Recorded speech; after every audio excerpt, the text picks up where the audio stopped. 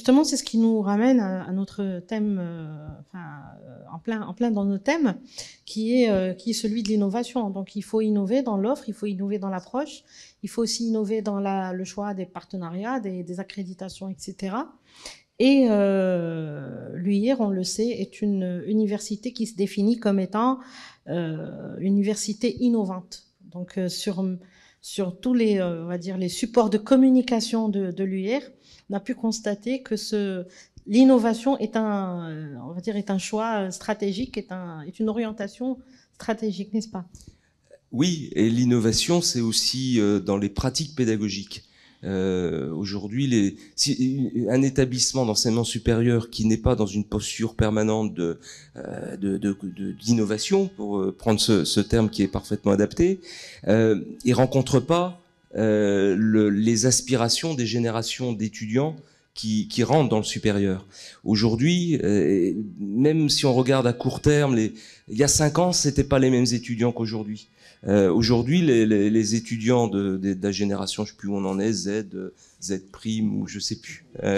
Ces étudiants-là, comme on dit, qui sont nés avec une tablette dans le berceau, ils ne se satisfont plus du tout d'avoir un professeur qui, pendant 2 heures, va leur asséner un savoir qu'il aura lui-même reçu il y a 20 ans ou il y a 30 ans d'on ne sait où, et puis de prendre des notes, et puis ensuite de répéter ces notes dans un examen. C'est fini. C'est la notion, en fait, de l'obsolescence du savoir. De l'obsolescence du savoir, bien sûr. Donc, l'importance également de la recherche, quelles que soient les disciplines, en sciences de gestion, en management, les activités de recherche sont très importantes parce que c'est une sorte de formation continue des profs. Et puis c'est aussi l'obsolescence des méthodes pédagogiques.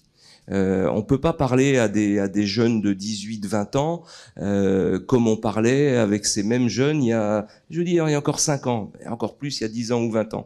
Ils ont besoin de pratiques pédagogiques différentes. On parle même pas de l'introduction de l'IA générative, la facilité qu'ils ont aujourd'hui à construire des réponses, etc. Donc c'est un vrai bouleversement. Donc l'innovation, elle est au cœur de l'enseignement supérieur. Donc il faut être dans cette posture-là, dans cette dynamique-là, et dans tous les domaines, que ce soit dans les développements internationaux, que ce soit dans les pratiques pédagogiques, que ce soit dans la recherche.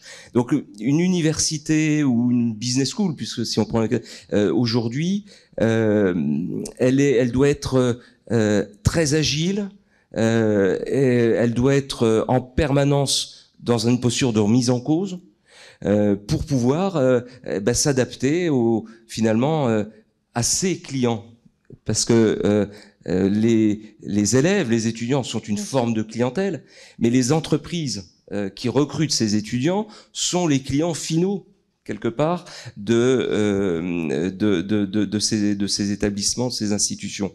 Donc il faut aussi prendre en compte les besoins des entreprises qui sont les recruteurs et donc les clients finaux des établissements d'enseignement supérieur.